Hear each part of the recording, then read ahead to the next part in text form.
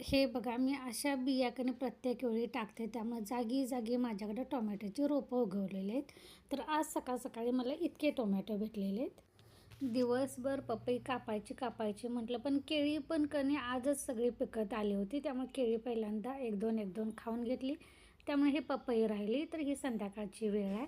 आमच्या पपईला कणी बिया किती कमी आहेत बघा, अगदी कमी आहेत ह्या बिया.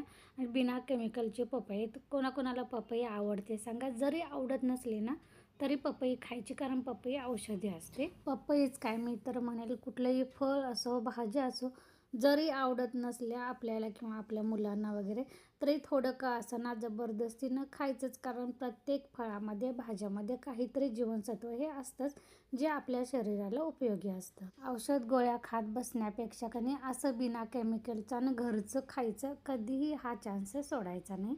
चला तर या पपई खायला मी उभे मोठेच काप केले होते, कारण प्रत्येकाला भरपूर प्रमाणात पपई खायला भेटेल म्हणून. तर पपई कापून खाऊन झाल्यानंतर इथं मी भेंडीची भाजी केलेली आहे. म्हणजे पहिल्यांदा भेंडी मी फ्राय करून घेतली होती तेलामध्ये. त्यानंतर जिरं, मोहरी, कांदा, टोमॅटो टाकून भाजलेली भेंडी टाकून तिखट मीठ टाकायचं. अशी तव्यामधली भेंडी अगदी छान लागते. भेंडीची भाजी झाल्यानंतर आता मला बाकीचं पण जेवण आवरून घ्यायचं होतं. तर एका बाजूला माझा भात झाला होता. आता एका बाजूला मी दूध थोडंसं आहे ते पहिल्यांदा गरम करून घेईन. चला तर ह्यासोबतच आजचा मिनी व्लॉग पण इथंच बंद करते. धन्यवाद.